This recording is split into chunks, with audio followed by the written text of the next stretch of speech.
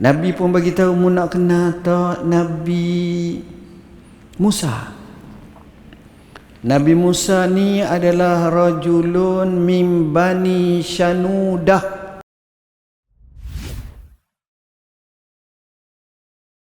La syarikalah. Wa asyhadu anna sayyidana Muhammadan abduhu wa rasuluh, amma ba'd. Yang saya kasihi pengurusi majlis, pengurusi masjid, barisan saf kepimpinannya, ashabul fadilah, tutu imam, datuk-datuk, dati-datin, muslimin muslimat, hadirin hadirat yang saya kasihi sekalian. Alhamdulillah summa alhamdulillah, kita rafakkan setinggi syukur pada Allah kerana pagi ini kita dapat mewakafkan sejuzuk masa kita untuk kita meraih dan mempelajari ilmu. Mudah-mudahan kita termasuk dalam sebuah hadis, man salaka tariqan yaltamisu fihi ilman sahhalallahu lahu bihi tariqan ilal jannah. Barang siapa berjalan mencari secangkir ilmu, Allah mudahkan baginya jalan ke syurga. Hadirin hadirat yang dirahmati Allah, seperti mana yang kita ketahui bahawa peristiwa Isra' dan Mi'raj, sebuah peristiwa yang dianggap sebagai mukjizat dan keluar biasaannya itu luar biasa. Ada dua mukjizat Nabi yang mana ianya amat luar biasa dan kajiannya tak selesai-selesai. Mukjizat yang pertama, mukjizat Al-Quranul Karim, kalamullah yang diturunkan kepadanya. Mukjizat yang kedua adalah mukjizat Isra' dan Mi'raj. InsyaAllah kita akan huraikan sejuzuk daripadanya, beberapa nuktah iktibar yang mungkin kita boleh ambil. Kemudian seterusnya, banyak lagi mukjizat-mukjizat yang berlaku kepada Nabi sallallahu alaihi wasallam, terutamanya bila berlaku dalam situasi-situasi yang memerlukan, maka Allah zahirkan mukjizat kepada Nabi. Poin yang pertama sebelum kita lanjutkan perbincangan, apa makna mukjizat?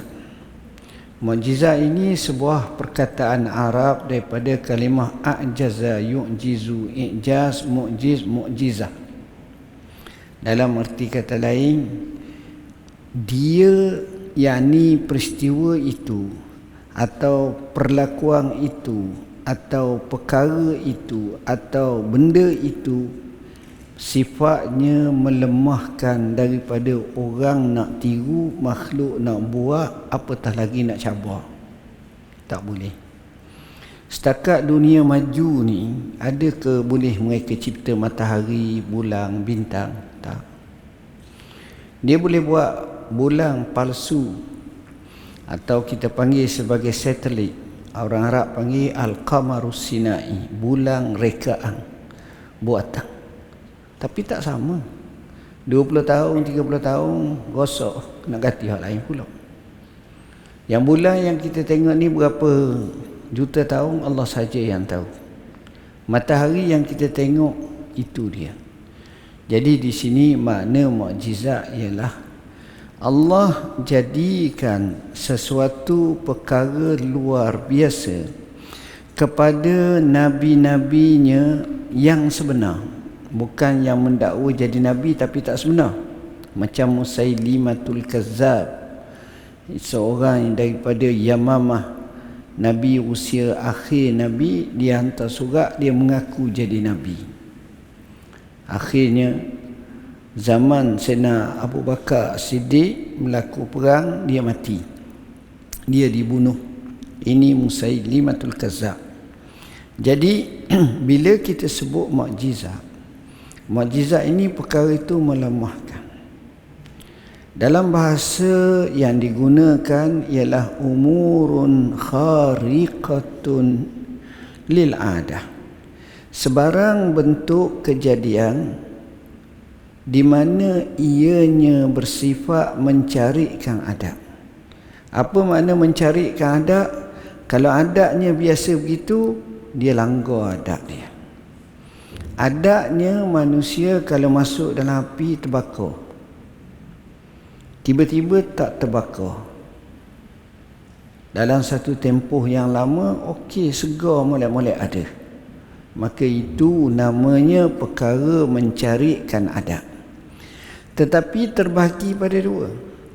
Jika sekiranya yang mendakwa itu benar dakwaannya dia adalah Nabi, kalau berlaku seperti itu namanya mukjizat. Macam Nabi Ibrahim. Nabi Ibrahim dikatakan akhir sekali mereka kata apa? Harriku wansuru alihatakum. Orang-orang Namrus dan sekelilingnya berkata, kalau begitu bakarlah dia dan tolong Tuhan kamu. Sepatutnya Tuhan tolong kita, dia tak. Maka dia dibakar. Untuk nak bakar Nabi Allah Ibrahim ni, semua kehendak Allah bagi. Allah tak gaibkan Nabi Ibrahim. Allah tak jadikan Nabi Ibrahim masa nak kena bakar tu hujan ataupun boh ataupun kayu api tak ada ataupun memang tak boleh nak hidup. Allah ikut je kehendak dia. Dia nak kayu api banyak dapat, dia nak tempat ada nampak, dia nak bakar ada, dia nak bahan bakar ada, dia nak kupur orang boleh, dia nak api marak besar. Ikut, Allah ikut je. Selepas daripada itu, Allah berbicara dengan api. Allah menyatakan, kulna ya narukuni bardan wa salaman ala Ibrahim. Kami kata, hei api. Hei api itu dalam bahasa Arab dipanggil nakiratum maksudah. Apa makna? Satu ucapan yang Allah tujukan secara nakirah tetapi tertentu, yakni api itu saja. Maknanya Nabi Ibrahim selepas bakar tak anguh tu, kalau dia pergi rumah dia letak api atas tangan dia, terbakar. Sebab Allah cakap dengan api tu, api hak masa Namrus buat tu, hak tu je. Wahai api, jadilah kamu sejuk. Kata ulama, kalau dia berhenti setakat tu, Nabi Ibrahim mati dalam api kerana kesejukan, bukan kerana kepanasan. Tapi dia masuk dengan kalimah seterusnya, wassalaman, sejahtera. Dalam bahasa Melayu kita, ekong lah. Biar sejuk, campur sejahtera, ekor. Tak jadi sejuk macam kita pergi tempat ni sejuk, tak tahan kita. Baik, tuan-tuan dan puan-puan yang dirahmati Allah, tetapi jika sekiranya berlaku kepada orang lain, contohnya berlaku kepada bukan Islam, dan orang tersebut tidak ada tanda kebaikan baginya, dan ia nampak daripada awal lagi dia ada belajar sesuatu, maka boleh jadi itu namanya sihir, silap mata dan seumpamanya. Boleh berlaku. Dan ada kita tengok ini berlaku. Tapi perkara ini menunjukkan kepada kita berbeza. Dia mungkin sikit, mungkin nipis, mungkin mata tu tersilap, sekadar tu. Tapi Nabi Allah Ibrahim lain. Jika sekiranya berlaku kepada orang saleh,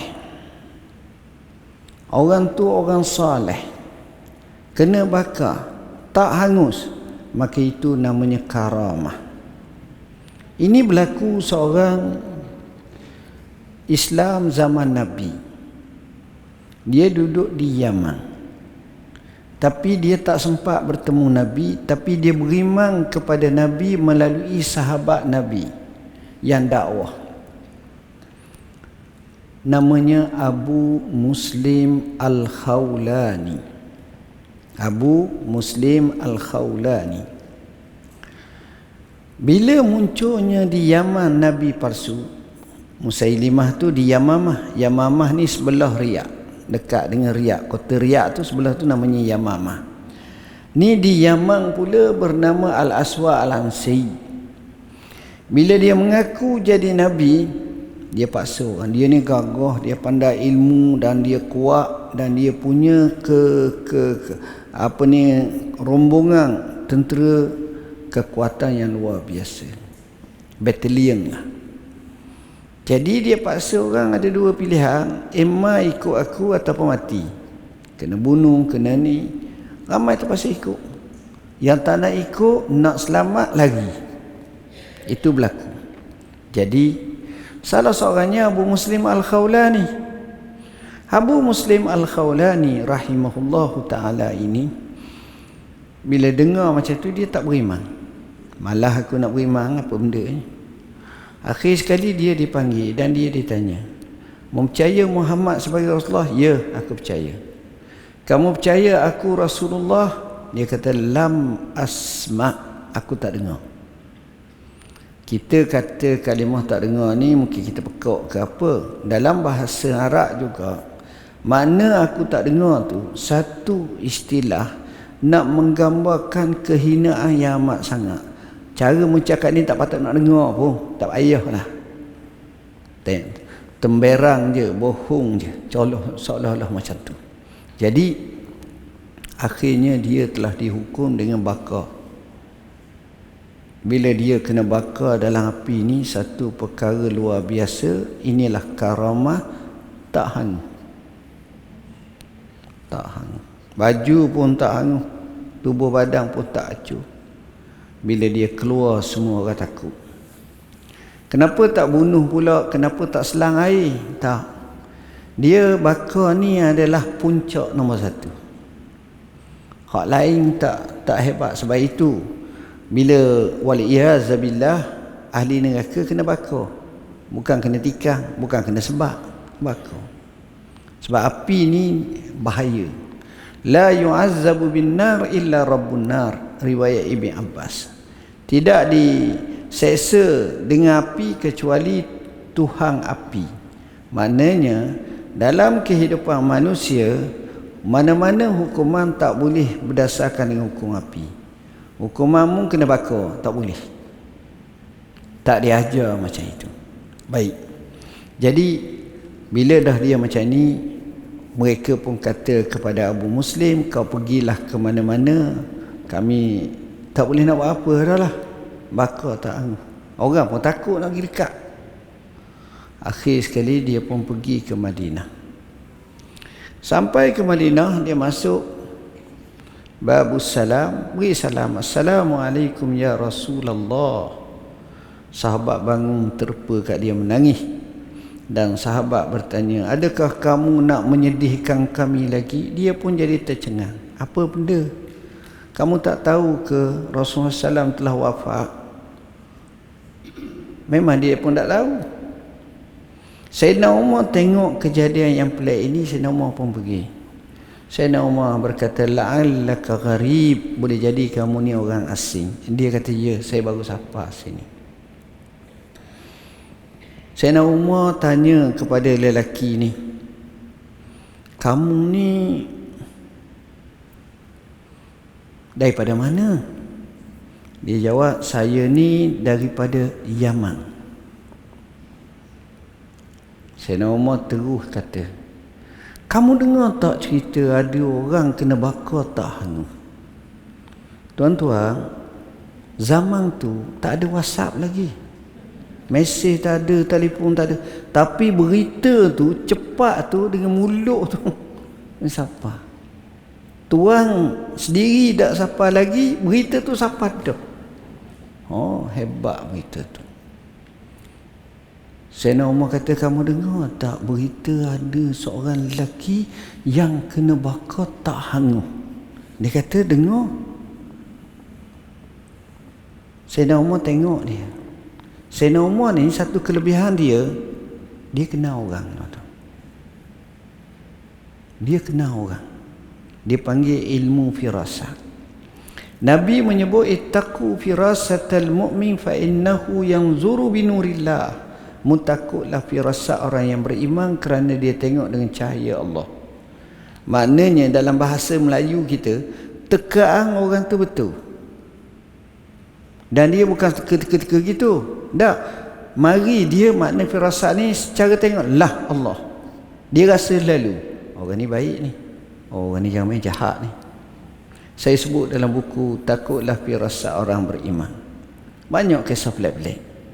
Jadi akhir sekali Sayyidina Umar kata la'allaka, boleh jadi kamu. Dia kata ya. Sayyidina Umar pun peluk dia menangis. Sayyidina Umar berkata alhamdulillah Allah tak matikan aku sehingga aku bertemu di kalangan umat Nabi Muhammad orang yang kena bakar tak hangus persis Nabi Allah Ibrahim alaihissalam. Ini dipanggil karamah. Dalam kitab Tauhid menyebut wa asbitanna lil awliya karamatan wa man nafa minhunna fambizan kalamah. Sabitlah bagi wali-wali Allah itu ada karamah, bagi siapa yang menafikan buang cakapnya. Maknanya ada, memang ada perkara tu. Ini karamah. Cuma dari segi ahli tasawuf sebenar seperti Ibnu Athaillah Sakandari dalam kitabnya Hikam menyebut sebesar-besar karamah itu ialah husulul istiqamah. Apa makna? Orang tu boleh istiqamah. Puan-puan dapat mari masjid belajar. Berapa tahun dah? 15 dah Ustaz. 20 dah. Yang tuan-tuan belajar tu, tok guru tu ada mati 8 orang dah. Lepas mati. Kawan-kawan kita 15 orang dah hak mati. Hak sakit, hak ada. Tapi ada hak baru pula. Ada. Belajar. Itu makna istiqamah. Hak tu paling besar karamah ni. Kita selalu boleh pergi sembahyang masjid, boleh ni.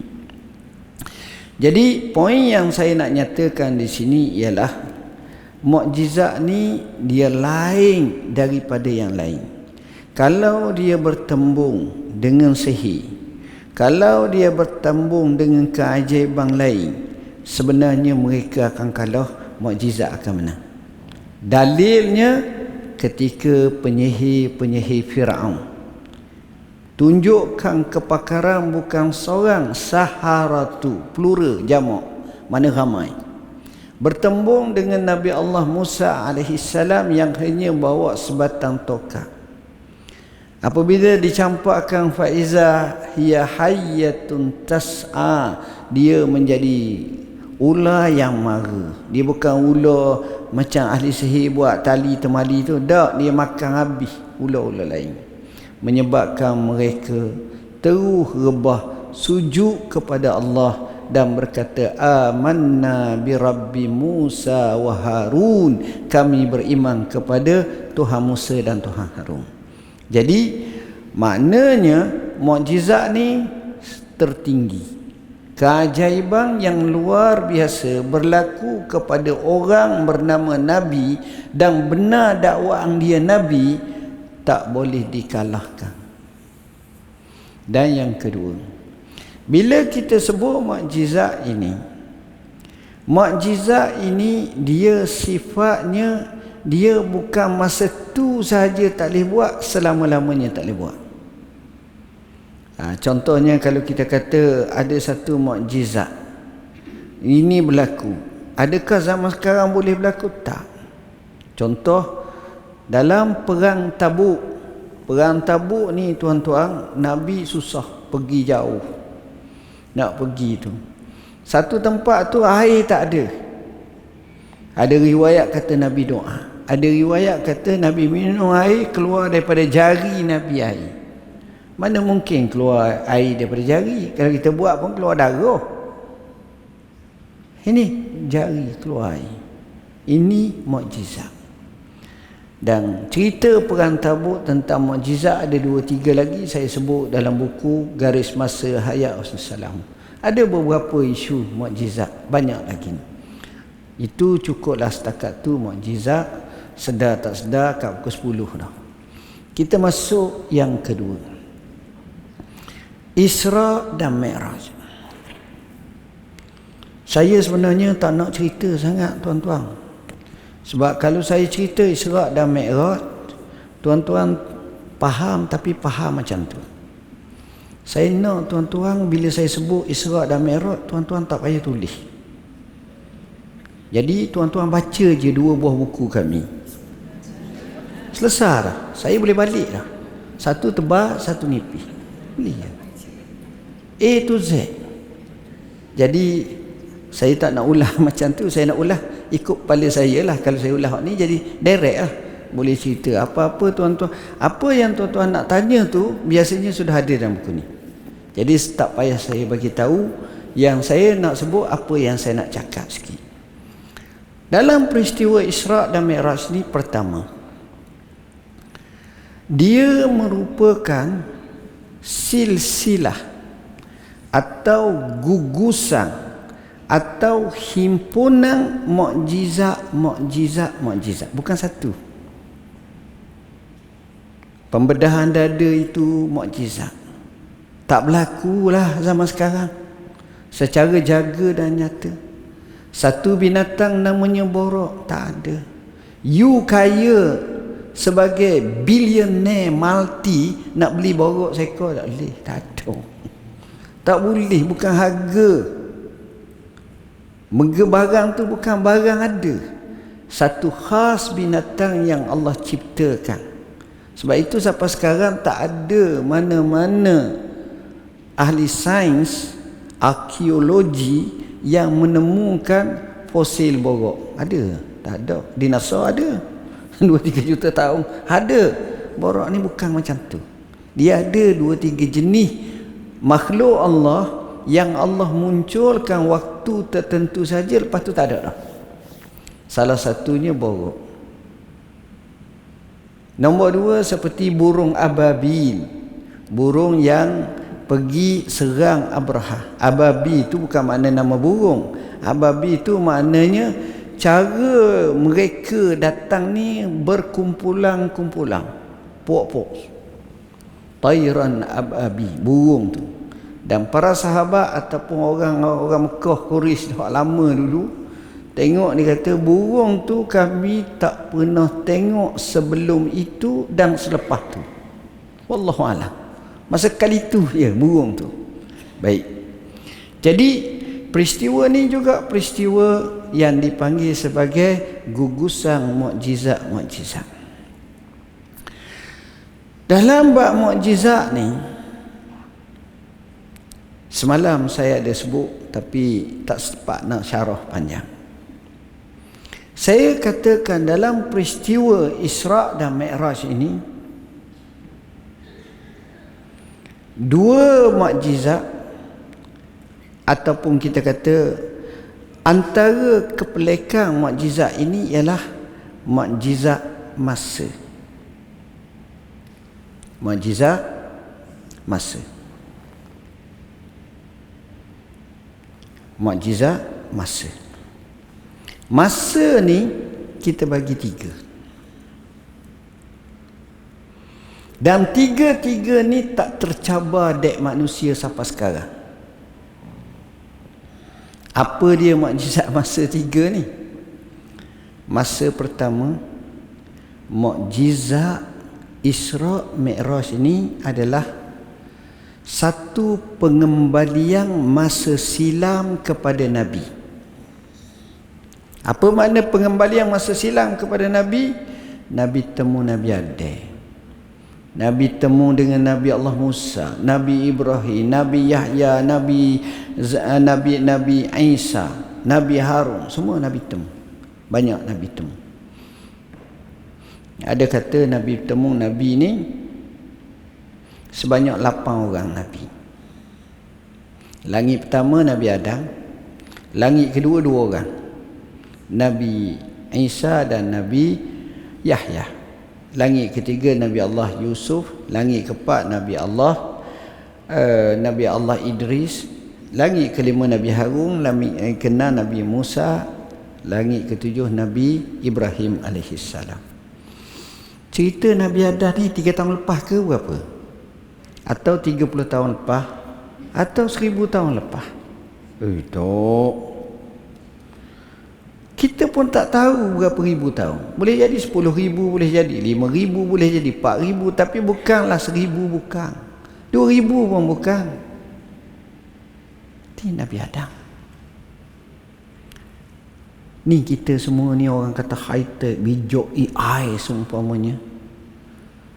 Kadang-kadang nak cerita tentang kisah mak kilau perang pun baru 2 tahun lepas baru tengok cerita filem. Hak cerita real tu tak dapat. Cerita ni baru dalam 100 tahun lepas. Tak ada arkib yang kukuh. Bukti sebenar tak ada. Tak ada, tuan-tuan. Kalau orang tanya kita macam mana rupa Tok Janggut, tak kenal. Panglima Nani, tak kenal. Dul Said, tak kenal. Apa ni, Datuk Bahamang, tak kenal. Rupa dia macam mana Tok Paloh, tak kenal. Abdul Rahman Limbung, tak kenal. Nak kenal Tok Gajah macam mana, tak kenal. Mungkin adalah 1-2 gambar tu, mungkin adalah orang, tapi tak. Itu baru 100 tahun, 200 tahun. Saya selalu tengok YouTube, suka tengok YouTube, tajuknya Makkah Qadimah. Maknanya cerita tentang dalam arkib sejarah Mekah ada hak lama dulu. Ia pergi Mekah ke jalan tu tahun paling kurang pun 1880 gitu. Kalau 1880, 1980, 2000 baru ni, baru cecah, baru 100 tahun lebih, dekat nak 200 tahun. Itu saja. Nak cerita zaman Nabi pergi Mekah betul-betul tak ada. Berlakon lain, ni cerita benar. Tak boleh. Tapi Nabi, Allah tunjukkan kepada Nabi boleh cerita. Nabi Adam ni, kata Nabi Muhammad SAW, Nabi Adam ni tingginya 60 hasta. Hamba cuba kira dalam bahasa meter, lebih kurang dalam 27.4.5 meter. Mana tinggi pada masjid ni. Tinggi dah orang, tinggi Nabi Adam. Dia punya lebar dia sebut 7 hasta. Kalau 1 hasta kuruh kemah lah Nabi Adam. Tinggi orang. Nabi pun bagi tahu, mu nak kenal tak Nabi Musa. Nabi Musa ni adalah rajulun min bani Shanudah. Dia ni orang Yahudi yang mana warna kulitnya macam sawo matang, orang daripada lelaki yang tegap daripada Bani Shanudah, cabangan Yahudi. Nabi boleh royak sebut ni macam tengok dah tu. Nabi kata, mu nak kenal tak Nabi Isa? Dia kata no. Nabi Isa ni pula aku nak royak kat kamu, rupa parah dia ni macam sahabat kita. Dia tunjuk. Siapa dia? Urwah ibn Mas'ud As-Saqafi. Urwah ibn Mas'ud As-Saqafi. Urwah ni asalnya orang mana? Orang Taif.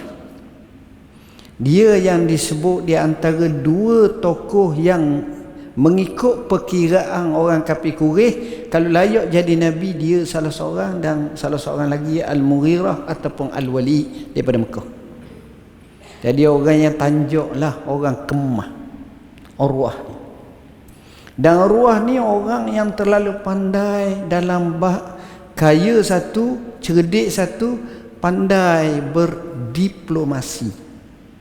Jadi dia selalu pergi luar negara, pergi ke Rom, pergi ke raja ni, Sebab itu bila nak berlaku perjanjian Hudaibiyah, sebelum berlaku tu, bila Nabi hantar Sayyidina Osman, rumah bagi tahu Sayyidina Osman telah dibunuh, Nabi pun buat bai'atul Ridwan, buat perjanjian, semua setuju, kecuali seorang dia sembunyi kat belakang utara, namanya Ja' bin Safwan kalau tak silap.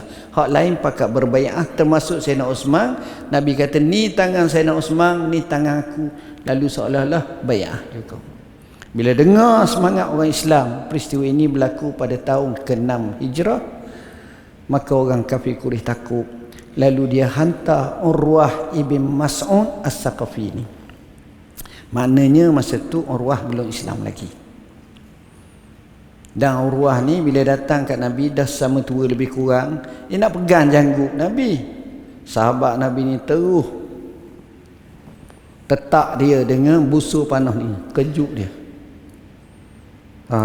Ceritanya panjang, saya tak nak cerita panjang. Nak habis dah masa. Ni sebenarnya siapa pukul apa? Pukul 3 ke? Boleh pukul 3? Kalau boleh tu maknanya tak boleh lah. InsyaAllah saya janji setengah jam, sejam lah. Mungkin paling lewat pun 10.45 kita berhenti Okey. Ada setengah jam je lagi. Sekejap je masa. Isra' dah habis lagi. Mi'raj tak tahu. Tahun depan lah Mi'raj pula. Okey.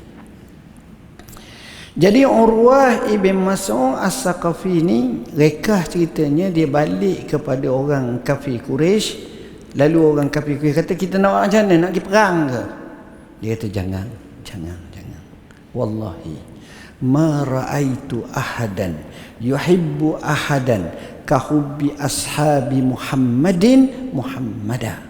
Wallahi aku tak tengok seorang tu cinta kepada seseorang lebih daripada sahabat-sahabat Muhammad kasih dan sayangkan kepada Muhammad. Kasih macam mana? Mereka duduk dalam majlis Nabi senyap belaka. Kalau Nabi cakap satu je, Nabi kata air ambil, berebut berlari pakai nak pergi ambil, bukan seorang. Allah. Kalau kita muah gitu je, tak. Nabi ambil air semayang, air jatuh tu orang kata ada. Buat riwayat sebut, dalam riwayat Urwah ini kata kalau Nabi berhinguh, buang hinguh dia, tak ada. Orang lain jangan buat. Nabi tak apa.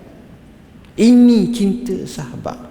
Dia kata aku tak tengok lagi orang macam tu dengan Rasulullah, dengan Muhammad. Dan sejarah selepas tu dia masuk Islam. Dan dia mati syahid ketika dia dakwah kaumnya, dia kena panah. Ceritanya sebahagian saya sebut dalam buku Garis Masa Hayat Rasulullah SAW. Panjang tuan-tuan. Jadi Nabi sebut seorang sahabat ni. Ni cerita past time, lama dah, berapa ribu tahun. Ni pelik. Mana boleh kita kata gitu? Kalau kita tanya depan ayah kita, ya, boleh cerita tak nyang kita tu orang macam mana? Minta maaf lah, ayah mati pun hatukmu mati lama dah. Dah ngenyang. Tak nampak gambar. Boleh jadi kalau kita boleh hidup ni, kita nampak rupa kita ni macam nyang kita, macam pak dara kita, macam mak saudara kita. Ada. Sebab al-irqud dassas. Tapi Nabi macam tu. Poin kedua, hak ni saya pendekkan sikit. Saya kata masa akan datang. Masa akan datang. In future, siapa tahu? Nabi telah masuk dalam syurga. Nabi tengok dalam syurga. Apabila Allah Subhanahu Wa Taala menyebut iz yaghsha sidrata ma yaghsha, ketika sebut tentang indaha jannatul ma'wa, cerita tentang Sidratul Muntaha, dekat dengan dia ada syurga al-ma'wa. Nabi tengok syurga ni comel sangat. InsyaAllah tahun depan tuan-tuan ada rezeki. Saya tak nak janji banyak sangat, sebab tu saya insyaAllah kita bincang bab syurga je. Sekarang ni saya sedang buat satu buku tajuknya Syurga. Kalau siap dia jadi tebal ni sebanyak 2 jilid. Cerita bab syurga je. Ui, menarik semua syurga. Saya pernah pergi kat Istana Negara Arab. Bila saya baca bab syurga ni comel lagi. Kita rasa makanan sedap, syurga comel lagi. Syurga ni lain tuan-tuan. Nantilah ada masa kita tengok, kita cerita panjang lebar tentang syurga. Ni perempuan ni comel belaka. Tapi ni tak comel lagi. Bila masuk syurga dia modified, cantik sangat. Lebih pada bidadari. Ni dinyatakan. Nak ceritanya syurga ni luar biasa. Baik. Ni in future, benda akan datang, siapa tahu? Kita tak tahu. Jadi itu mukjizat pelik. Kata orang mengembara kepada masa akan datang. Adalah saya tengok dalam satu filem ataupun dokumentari apa berlaku selepas kiamat, selepas hancur. Dia sebutlah sehari, sebulan, seminggu, 10 tahun. Itu anggaran je, andaian dia. Sebenarnya lain. Kena tengok Quran kata apa. Hak tu hak sebenar. Ni rakyat cengkrik masih ada lagi. Tak, lain. Kiamat sebenar lain. Dahsyat. Baik. Masa nombor 3. Yang ini kita hadapi. Apa dia?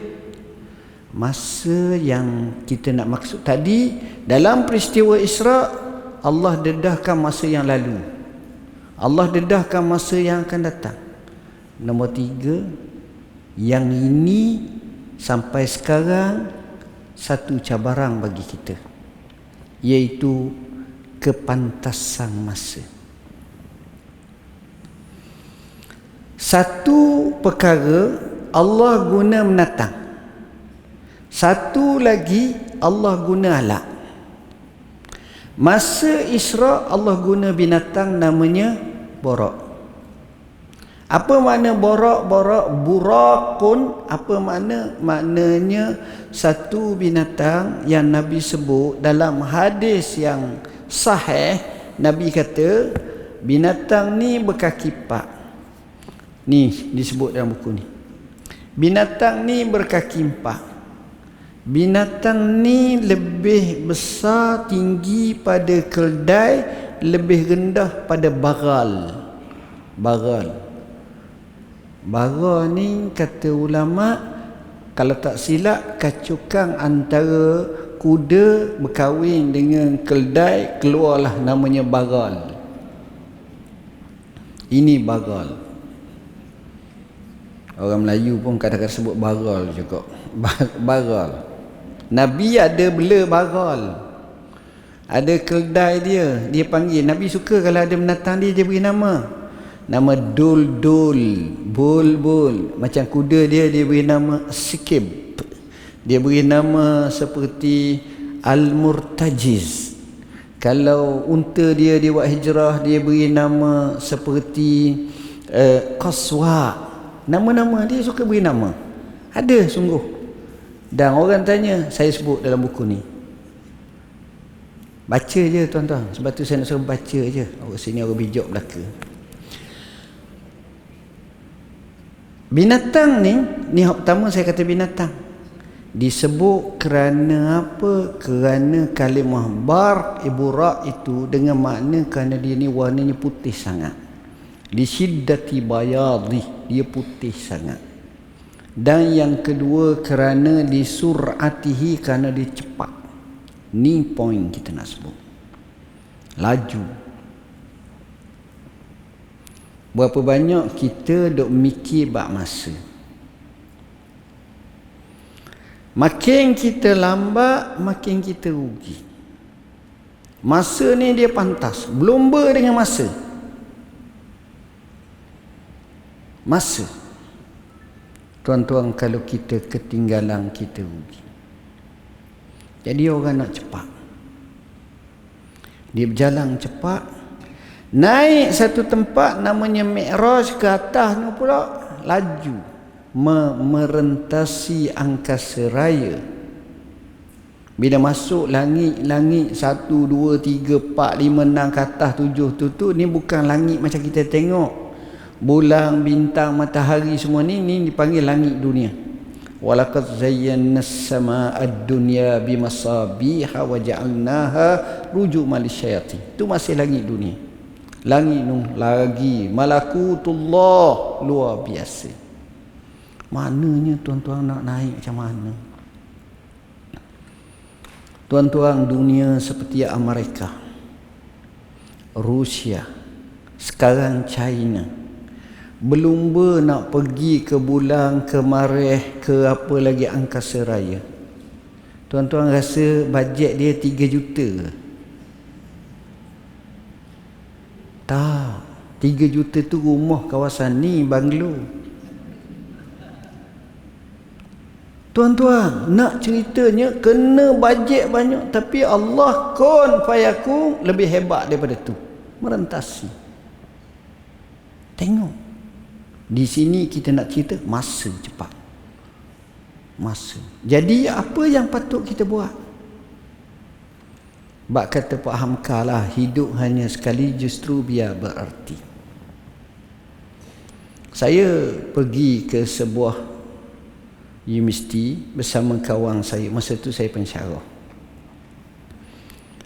Universiti tu, kawan tu dia ngajar matematik. Jadi pensyarah tu matematik lah, ahli matematik. Di pitu dia tulis, matematiklah kamu sebelum kamu dimatematikkan. Lalu dia pun buat. Umur kita 60 tahun, kita tidur 30 tahun. Separuh masa kita. Ni tak termasuk dalam majlis ni lagi. Jadi 31 lah. Puan-puan, satu rahsia saya bagi tahu puan-puan. Suami puan-puan tak akan dapat jawab kalau puan-puan tanya dia, "Bang, kita kahwin berapa puluh dah?" Dia kata 30 tahun dah yang. "Bang nak tanya, setiap hari Jumaat nampak abang pergi masjid je, dah ajak sayang. Tok Khatib baca apa abang ni akan jawab standard, suruh takwa lah. Sebab hal tu hak mula-mula. Lepas tu sebab pantang larang, masa khutbah tak boleh suka pun tak boleh. Semua serius. Diam tak boleh, senyap je. Betul tak? Betul. Yang boleh bercakap seorang je. Siapa dia? Tok Imam tu, khatib tu, Bapak dia cakap, orang lain diam. No. Tapi saya puji jemaah ni, setakat yang saya tengok, kalau kawan dia tidur pun, berdesah pun tengah tidur pun, bila nak sembahyang dia kejutkan dia. Oh, bangun sembahyang. Okey, terima kasih. Jadi tak biar tinggal ni tak sembahyang. Dia kerjasama yang baik. Alhamdulillah. Jadi masa yang ketiga ni, yang ini yang kita nak, biar cepat. Jangan bertangguh, jangan malah, jangan rugi.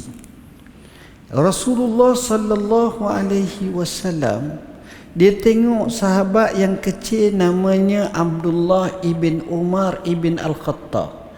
Nabi tua, dia budak lagi.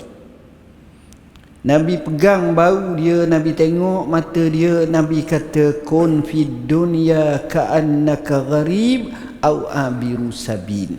Mujadilah hidup di dunia ni seperti orang asing atau orang musafir. Adakah kita kena keluar negara jadi orang asing? Ataupun kita kena selalu musafir? Jawab dia, bukan macam tu. Nak faham hadis tu, kita tengok macam mana tafsiran sahabat Nabi ni Abdullah bin Umar. Setiap kali dia meriwayatkan hadis ni kepada sahabat dan juga murid-murid beliau, dia akan kata, "Iza amsaita fala tantaziris sabah, wa iza asbahta fala tantaziril masa, wa khuz min sihatika limaradika wa min hayatika limautika." Kalau kamu waktu petang, jangan bertangguh kepada waktu pagi. Kalau kamu waktu pagi, jangan bertangguh kepada waktu petang. Ambillah masa sihatmu sebelum sakitmu, masa hidupmu sebelum matimu. Ambil peluang masa. Syarahan panjang lebar tuan-tuan boleh baca dalam hadis 40 ni. Kalau tak nak baca pun tak apa je. Jadi macam Imam Syafi'i, dengar je, faham lalu dah. Tuan-tuan, ini dia. Kita syarah panjang. Ni masa. Berapa banyak masa kita rugi? 24 jam kita rugi. Jadi cerita tadi, umur 60 tahun, 30 tahun kita tidur. 15 tahun kita duduk atas meja makan, duduk makan. Aktiviti ni lepas ni ada makan tak? Ada, alhamdulillah. Ada. Orang Melayu semua slow, bab makan lagi slow. Jadi break first tu jadi break slow. Dia tak jadi laju. Dia slow. Orang Jepun laju. Makan laju. Saya pergi ke Jepun sekali 2 tahun lepas. Kita macam biasalah royak kawan kata, "Syekh, jom kita makan dulu kat R&R." Makan. Dia pandai bahasa Jepun, mengaduk Jepun. Kita pun duduk relax berada. Saya dah berhati orang Jepun ni mari seorang makan. So, dia jaga makan macam kita berkumpulan berjemaah. Seorang-seorang ni. Adalah 2 orang. Saya tak sudah lagi situ 80 singang dah orang lain mari. Saya relax. Kita relax berada. Kita mengopi, mengeteh. Oh, makan kuat Syekh. Jalan-jalan cari makan, sikit-sikit makan. Semua nak makan. Sampai ada falsafah kata, pagi ni kita nak makan apa? Pagi ni kita nak makan dengan siapa? Pagi ni siapa yang kita nak makan?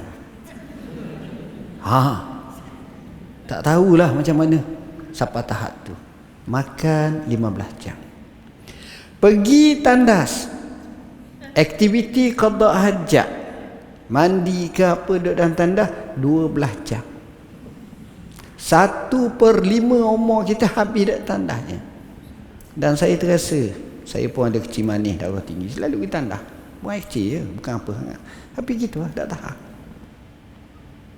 Maknanya kita nak gambarkan tu kita. Buatlah bangunan 14 juta pun, tapi tak ada tandah. CF tak luluh. Dia kata mana tanah. Buat masjid ke, buat sekolah ke, buat pejabat ke, buat pasar raya ke, mesti kena ada tandah. Itu dia undang-undang ni. 1/5 umur kita habis dalam tandah je. Ni purata lah, purata. Kalau kita aktiviti semayang betul-betul 5 minit lebih kurang 2 tahun setengah je kita ibadat. Tu je. Tak banyak, tuan-tuan.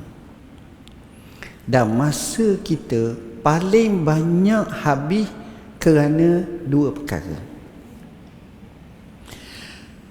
Pertama, kerana kehendak. Kehendak ni banyak habis.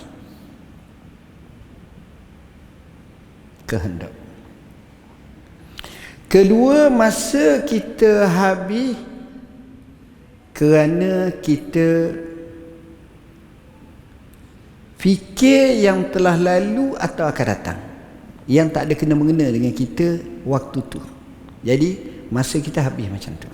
2 perkara ni. Saya ulang, masa kita habis kerana kehendak. Saya contohlah nak beri faham. Saya kata, tuan-tuan, kalau orang tanya saya lah, Ustaz suka nasi Arab. Saya kata sukalah nasi Arab. Orang Melayu saya makan banyak lah tahun pun tak ada nasi Melayu. Arab mari sekejap ada dah nasi Arab. Hebat orang Arab ni. Nasi Arab. Nasi Arab mana awak suka? Saya kata kalau saya lah, tekak saya, nasi Arab Sabak lah di Cyberjaya. Oh, kena tekak saya kata. Tuan-tuan dengar macam ni. Pukul 10.30, pukul 11 siapa di rumah. Cakap laki bini, Ustaz Zul tu cakap nasi Arab Sabak tu sedap. Ya kedok tak tahu. Tapi cara cakap tu pecah liur. Jom kita giah dah. Dah semayang, kita semayang dekat Masjid Raja Haji Fisabilillah. Semayang ni. Jadi pukul 11.30 pergi. Pergi tu masuk keluar ni jam. Ikut. Sampai pukul 1. 1 tak masuk waktu lagi, order cepat dia sana. Alhamdulillah. Tunggu katakan 15 minit capur order. Makan 15 minit. Tak sampai pun order lah dengan mandi lamb ke, kabsyah ke, apa lagi, shawarma ke, kunafa ke, teh adni ke, macam-macam lah. Makan. Sudah makan, aktiviti makan 15 minit.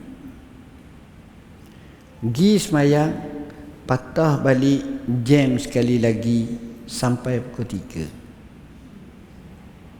Hendak makan tu je 15 minit je, tapi proses sang nak pergi, nak balik, nak tunggu, nak order, makan 15 minit je.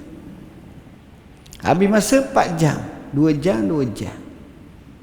No. Berapa banyak masa itu kita telah rugi kalau kita sebut dalam bab nak sahaja kita rugi. Sayang, 1000 kali sayang. Ini dia. Yang kedua, kita tengok bila berlaku satu event, apa benda pun, kalau pilihan raya, kalau main bola sepak, kalau main pertandingan, sudah tu tahu keputusan. Yang ulahnya 3 bulan tak selesai. Ni ulah. Saya ulah satu dalam saya punya, kalau boleh tolong daftar masuk dalam Al-Inarah. Al-Inarah ni apps kami jawab lebih daripada 10,000 soalan. Tiap hari kita jawab. Dengan dalil, dengan hujah, dalam apa, nak tanya bab apa. Jadi tak payah tanyalah. Hari ni saya dah buka soalan. Jawab dari sini je. Al-Inarah. Saya ulah tentang main bola pasukan Senegal yang menang juara Afrika 1-0. Pelik tuan-tuan, pasukan ni Sadio Mane.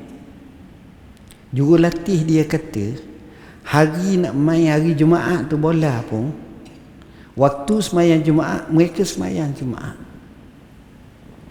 Orang kata dak ni masa dah ni, kata bola main-main je, Jumaat ni wajib. Takkanlah kapung aku semayang sini aku tak semayang. Semayang. Tengok. Sadio Mane kata aku boleh beli dengan menang ni 10 kereta Ferrari Porsche, tapi lebih baik aku bangunkan rakyat kapung aku. Cara mikir. Seorang pemain tu pula kata, alhamdulillah Allah anugerahkan pada kami kemenangan. Dia tak nampak dia. Jadi benda-benda macam ni, walaupun atas padang, walaupun macam ni, kita bukanlah nak tengok sangat, tapi sikap. Ini kita tak cakap kenaan dengan di Syria sekarang lagi. Syria seperti apa yang berlaku kepada Qassam, apa yang berlaku pada ni, kita tak cerita lagi kisah mereka. Panjang. Saya sebut dalam buku saya, tajuknya Ahmad Syaraq. Tuan-tuan, masa kita dah ulah habis-habis masa. Jadi umur kita mana ni? Ni saya sebut masa pelihara lah. Dalam buku ni, macam mana orang jaga masa. Ada orang kaki mengarang, karangnya, sebagaimana Imam An-Nawawi. Ada orang kaki zikir je. Ada orang macam-macam. Saya sebut contoh. Tuan-tuan jangan dengar nama Umair ibn Hani radhiyallahu an. Siapa dia? Umair ibn Hani ini adalah seorang tabi'i, generasi selepas sahabat. Tak sempat dengan Nabi lah. Dia bertemu lebih kurang 30 orang sahaja sahabat Nabi. Maksudnya sahabat hak tua-tua macam Abu Bakar, Umar tu mati lama dah. Ni hak sahabat kecil, hak tua dah masa tu, dan dia sempat 30 orang sahabat. Nak tahu perangai Umair ibn Hani macam mana? Dia buat 2 statement. Statement pertama kata dia, setiap hari aku sujud kepada Allah 1000 kali. Apa makna sujud 1000 kali? Bermakna, tafsiran pertama bermakna satu sujud tu seolah-olah 1 rakaat, bermakna dia sembahyang 1000 rakaat. Pendapat kedua, 1000 kali sujud, setiap 1 rakaat ada 2 kali sujud, bermakna dia sembahyang 500 rakaat. Kita tu imam sembahyang 20 rakaat pun terawih 8 tu separuh dah tak ada. Letih. Kalau baca panjang lagilah malah. Saya pun, bukan tuan-tuan, saya pun gitu. Boleh gagah sikit balik pergi Mekah. Mekah sedap. Marah pula tu Imam Mekah ni cepat sangat.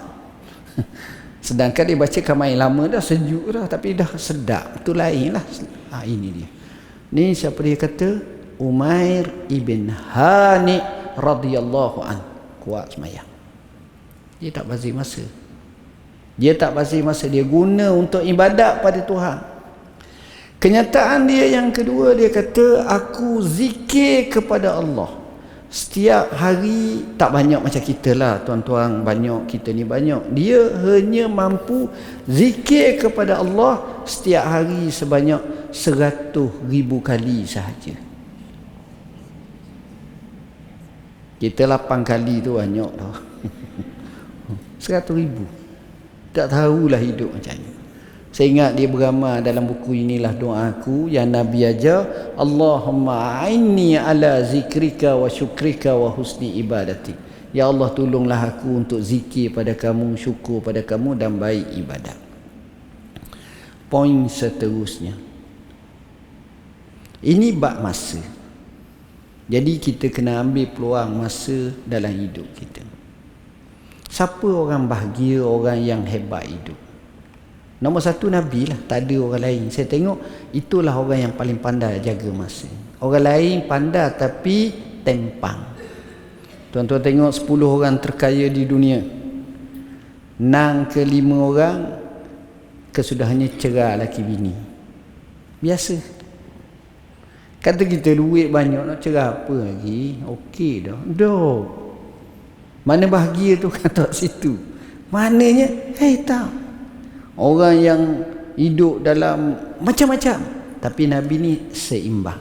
Dunia dia ada, akhirat dia ada, kawan dia ada, isteri dia baik, keluarga dia baik, ibadat dia kuat. Semua ini kena ikut Nabi. Kita akan tengok seimbang, comel. Manusia ni kalau nak tahu baik tak baik, tanya orang dekat dia, baik tak? Kalau orang dekat dia kata tak baiklah dia. Haji cari seorang perempuan, tanya dia, jah pergi kat isteri saya tu, saya bagian RM60, tanya saya ni baik tak? Dia pun pergi, suami awak baik tak? Baik sangat, baik semua. Kawan ni pun ceritalah hakikat dia, suami dia. Bini kita pun kata, tapi habis dah. Tak tahan dah kita bila buat tapi ke habis. Sebab tak ada orang yang maksum. Sebab itu Syekh Syarawi kata, mu nak cari orang yang perfect, kau tak akan temu. Minta maaf lah, buah lemah tu ada. Ini nak gambarkan kepada kita orang tu baik masa tu lah. Imam yang 4, siapa kenal Imam Abu Hanifah, Imam Malik, Imam Syafi'i, Imam Ahmad? Tuan-tuan kalau tengok mereka, contoh belaka perangainya. Imam Syafi'i ni imam kita, saya cerita semua ni kisah dengan dalil, dengan referennya. Imam Syafi'i ni sebagai contoh, dia baca Quran, orang dengar dia baca Quran, orang menangis. Penghayatan tu. Dia khatam Quran sekali sehari. Kita setahun sekali tak lepas. Jangan kita tanya, jah umur berapa dah? 60 dah Ustaz. Mesti 60 kali khatam Quran. Dia kata apa? Melampau kau. Dah nak berapa? 6 kali je. Seolah-olah 10 tahun sekali. Bukan apa, sebab kita tak jadi agenda. Saya sebut dalam buku Ramadan Al-Mubarak. Ni Ramadan Al-Mubarak, macam mana orang zaman dulu aktiviti baca Quran. Imam Malik rahimahullah bila masuk saja Ramadan berkata, haza syahru kitabi rabbi, ini kitab Tuhanku. Terus dia duk mengaji Quran, duk baca Quran, duk tekung Quran. Lain tuan-tuan, mereka guna betul-betul. Dan kita ni nak sambut Ramadan dah ni. Ada orang guna masa Ramadan ni lah nak baca Quran dan boleh-boleh hafal Quran. Saya sebut dalam keunggulan hafal Quran. Menarik. Keunggulan hafalan. Mereka ngapa? Oh, lain tuan-tuan. otak mereka. Ada seorang tu namanya Muhammad bin Shihab Az-Zuhri. Dia ngapal Quran 80 malam je, 88 hari je khatam tu. Pelik. Allah bagi keluar biasaan, Allah bagi. Jadi poinnya masa, tuan-tuan. Dan masa ni kalau boleh kita kena bijak. Saya buat analogi dunia, kemudian saya tengok apa yang kita nak akhirat. Analogi dunia, ada tak orang dia untung RM10 sehari? Ada. Dia jual sawi dekat rumah 8 ikat dapat RM10. Tolak modal. Ada orang dapat RM100 sehari. Ada. Dia jual ayam dalam lapang 10 ekor ke 100 ekor, dia dapatlah tolak modal semua, dapat RM100. Ada orang dia dapat RM1,000 sehari. Ada. Dia jual dengan skala yang besar. Ada orang dia dapat RM10,000 sehari. Ada. Dia jual emas. Emas tengah naik, jual naik. Ada orang RM1,000,000 sehari. Ada. Dia jual kapal terbang emas. Lain tak? Bukanlah RM5 je untung. Tak, contohnya jual transaksi. Itu manusia. Walaupun sama juga kita dengan akhirat kita. Macam mana kita nak dapat banyak pahala? Antaranya belajar. Tuan-tuan mari sini, puan mari sini. Bila mari bukan mari saja. Sekurang-kurangnya tuan-tuan puan-puan buat 4 perkara. Yang pertama, daripada rumah ambil wuduk. Nombor 2, masuk masjid semayang rakaat. Semayang dulu 2 rakaat ataupun 4 rakaat. Yang ketiga, tengok tabung letak ke RM1, RM2.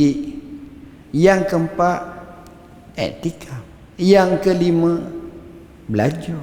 Yang keenam, menyapa orang, beri salam sikit sebanyak. Semuanya itu gugusan pahala. Banyak pahala. Tapi sayang kalau kita abaikan. Kita duduk rumah, duduk tengok TV, duduk hanyut. Rugi tuan-tuan. Rugi. Jadi kita kena buat macam itu. Saya nak sentuh sikit untuk, macam saya katalah Isra' Mi'raj ni, saya tak nak cakap panjang, tuan-tuan boleh baca lah. Sebelum akhir ni, saya nak sebut satu perkara, iaitu berkenaan dengan Ramadan sebagai tajuk ni. Apa yang kita nak pada bulan Ramadan ni? Sebenarnya bulan Ramadan kita hari ni 1 Syakban. 1 ataupun 2 dah. Bulan Ramadan ni tuan-tuan, nombor 1 sekali kita nak dalam hidup kita ni, kita tahu bulan ni macam bulan offer. Dalam bahasa Melayu kita, durian runtuh pahala. Yang disebut dalam bahasa Arab mausimul khairat, musim kebajikan. Apa kita nak? Pertama, di bulan Ramadan kalau boleh kita baiki hubungan keluarga kita, suami, isteri, anak-anak. Bulan lain nak makan berjemaah payah, seorang-seorang. Zaman sekarang pula pakai order je, KFC ke ataupun Lazada, apa dia panggil, GrabFood ke, Food Panda ke, order tiba-tiba siapa lah benda pun. Apa benda siapa? Boleh semua belaka siapa. Burger ke, pizza ke, semua boleh tengok. Tapi bulan Ramadan kita bina keluarga. Saya selalu tekankan pada bulan Ramadan ni tuan-tuan, tuan-tuan perlu hanya ambil masa setengah jam sebelum berbuka. Itu sahaja. Buka katakan 7:30. Tuan-tuan semua pastikan keluarga pukul 6 tu mandi ke, pukul 6:30 mandi ke. Hak nak masuk, hak balik daripada pasar bazar Ramadan selesai dah ni, pukul 7 tu sudah mandi, sudah berwuduk. Apa yang kita nak buat, 10 minit pertama kita zikir, baca Quran, tahlil, itu dia. Kita zikirlah la ilaha illallah 10 kali, la ilaha illallah wahdahu la syarikalah, la haula wala quwata illa billah, selawat atas Nabi, Allahumma salli ala sayyidina Muhammad 10 15 kali, astaghfirullahalazim, kulhu 3 kali, qul a'udzu falaq 3 kali, qul a'udzu binas, cukup 10 minit. 10 minit kedua kita belajar ilmu. Kita buka buku Minhaj Al-Abidin sebagai contoh. Kita pun bagilah 10 minit, akhirnya sebulan kita khatam. 30 hari, 15 hari kita khatam. Atau kita baca solat sunat, sebab kita nak praktis solat sunat tarawih, solat sunat tahajud, solat sunat witir, nak tahu apa fadilat kelebihannya. Solat tasbih umpamanya, kita pun buat baca. Habis dah 20 minit, 10 minit terakhir kita doa. Kerana da'watus sa'im la turad. Doa orang berpuasa tak ditolak. Inda fitrihi la turad. Kita doa. Sebab bila kita boleh buat macam tu, masuk saja waktu kita makan. Aktiviti makan mungkin ambil masa 10 ke 15 minit. Kalau 7.30 bermakna 7.45 selesai makan minum. Apa kena buat? Koma je.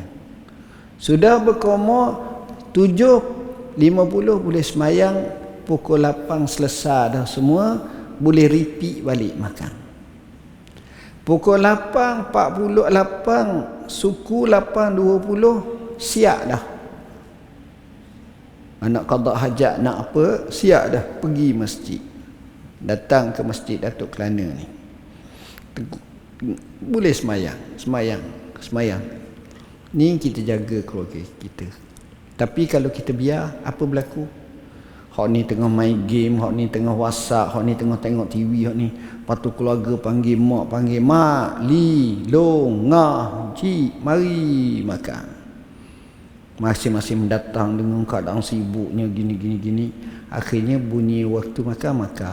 Lepas makan 7.45. 7.45 berebut tandah pula.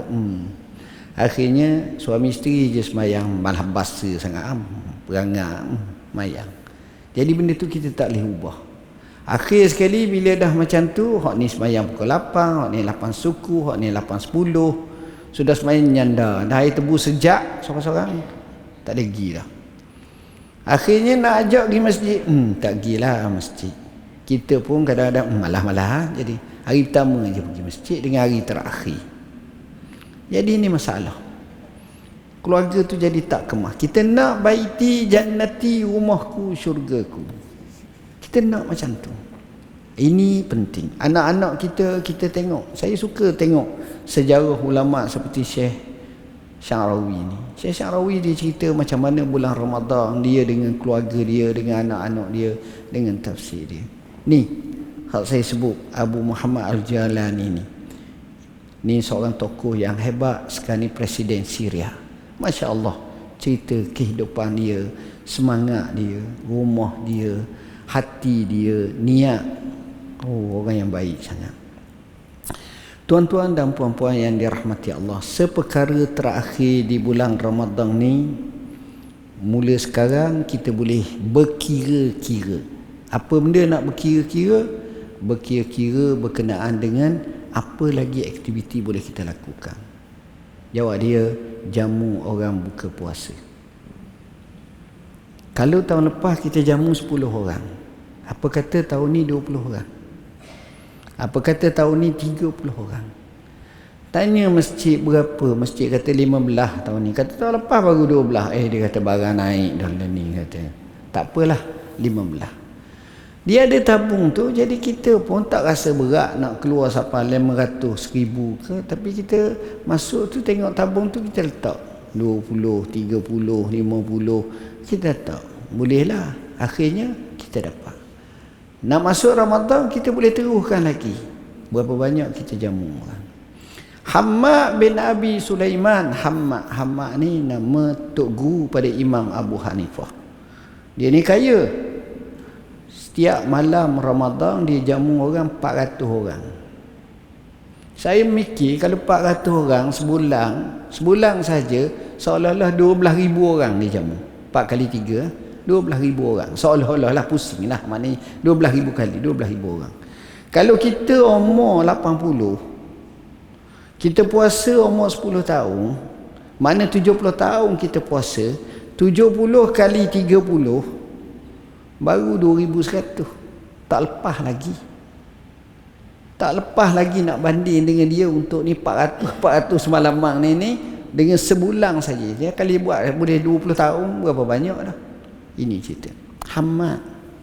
Akhirnya saya beri nama anak saya Hamad. Anak saya ni saya beri nama Hamad. Saya sayang sangat anak saya ni. Nombor 2. Dia beggar. Saya ajar dia mengajar pondok, suruh belajar. Saya nak suruh jadi chef macam saya. Tok guru dah chef. Tuan-tuan tahu, dia jadi chef tukang masak. Saya nak suruh jadi chef. Saya kata pondok ni jadi chef. Cerita benar jadi chef. Tapi Allah sayang kat dia, selesai sudah, kanser tahap 4 mati. Ini kisah dia. Nak ceritanya tuan-tuan, ialah kita merancang, Allah merancang, tak apalah. Macam mana puasa? Orang tu jamu puasa. Dan kalau boleh, kita ni kena banyak sedekah. Sedekah ni banyak ni bukan makna kata orang jumlah besar, tak. Maknanya kerap-kerap. Seria pagi, petang, siang, malam, seria. Ini dia. Saya sebut keajaiban sedekah. Banyak cerita pelik-pelik. Nak cerita ni memang satu ceramah je lah. Ni orang sedekah. Dan hasilnya kita kena ada satu cita-cita nak jadi mereka yang paling pemurah. Golongan ni tak ramai. Saya sebut mereka lah paling pemurah. Kita kalau boleh dapat martabat ni, oh ini hebat. Saya nak cerita satu pengalaman. Masa banyak dah habis dah. 5 minit lagi boleh? Last. Saya tak janji dah ni 5 minit lagi. Saya nak cerita satu kisah. Sampai sekarang saya termenung. Saya kata berat aku, tak lagi. Satu hari tu, kawan saya ajak temu dengan seorang kaya yang amat sangat. Bilioner. Allah, dia bukan bilioner lah. Saya ingat multi lah. Kaya sungguh. Temunya di Madinah. Dia orang Madinah. Dia tengok saya cakap, dia kata pergi rumah. Saya ingat bila dia sebut pergi rumah, saya seorang je, 2-3 orang. Tak, siapa rumah dia terkejut. Ramai pada ni. Kat 1,000 orang. Allah. Jamu. Ada majlis ceramah. Suruh dekat, saya duduk kat profesor apa, doktor ceramah. Lepas tu sebut pula nama ni, ajak makan. Dia jamu semua. Kalau kambing tu tuan-tuan, dengan gigi kambing, sekor. Nasi sedap, nasi hanis. Hanis ni kalau sepada dekat 200 riyal. Mahal pada mandi, mahal pada kabsyah. Oh, sedap. Jamu orang. Satu hari lain pula saya jadi tetamu dia. Saya pergi pula, ada kawan suruh pergi tidur rumah dia. Allah. Rumah macam istana, tuan-tuan. Kemah. Macam hotel. Rupa-rupanya Safwah tu dia punya. Hotel Safwah tu. Salah satu lah. Kayu semua. Derma banyak. Sedekah banyak. Semayang subuh tu, kalau kita tidur rumah dia, TV tak ada. Pukul 4.30 tu panggil solat. Dah kita takkan tak semayang, kan bangun juga lah. Kita tengok dia ada cokoh dah dekat depan. Lepas tu masjid dia macam ni, setiap tiang tu ada 3 pak tu, budak-budak ngaji Quran apa, guru, semua sponsor by dia. Masjid dia bina, tetamu dia ni, sedekah semua. Lepas tu mengajar pula, dia tukang sapu, tukang syarah juga sikit-sikit. Celah mana kita menang? Saya nampak satu je, makan kita menang. Sedekah boleh ke dia, baik boleh ke dia, jamu makan boleh ke dia, kuat semayang boleh ke dia, puasa boleh ke dia. Dia semayang, kalau masjid Nabi, dia duduk ujung sana, dia biasanya belakang tu orang jagalah. Lepas semayang maghrib ni semayang, siapa isyak? Sudah isyak tu semayang ni, lebih kurang 15 minit ke 20 minit, anggar orang geda, dia bangun. Ramai. bawa semua kertas. Nak apa? Minta derma lah. Biasa. Bila saya tengok macam ni, saya kata, aku buat buku mereka lah paling pemurah. Kata hebat. Termenung saya seorang. Pakaian biasa je. Kayu-kayu lajur. Sedekah. Ada orang macam tu, Syekh. Dan saya dapat apa, Ustaz? Orang tanya, Ustaz dapat apa?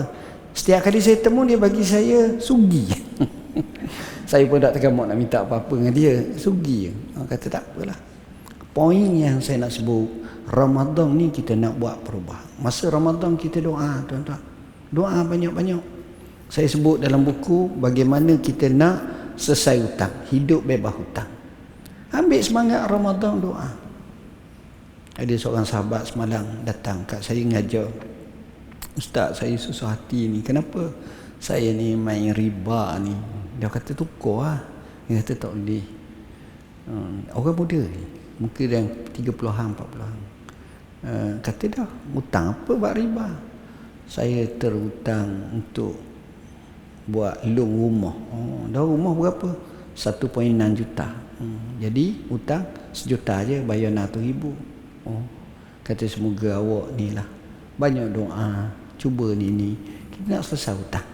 Kalau boleh biar hidup kita ni tanpa hutang. Jadi sekadar itulah yang dapat saya sampaikan. Minta maaf lajak 1 minit masa. Aku qauli hadza wa astaghfirullahalazim li wa lakum. Bismillahirrahmanirrahim. Allahumma faqihna fid din al-mutawi. Allahumma ja'alna minal ladzina. Wassalamualaikum warahmatullahi wabarakatuh.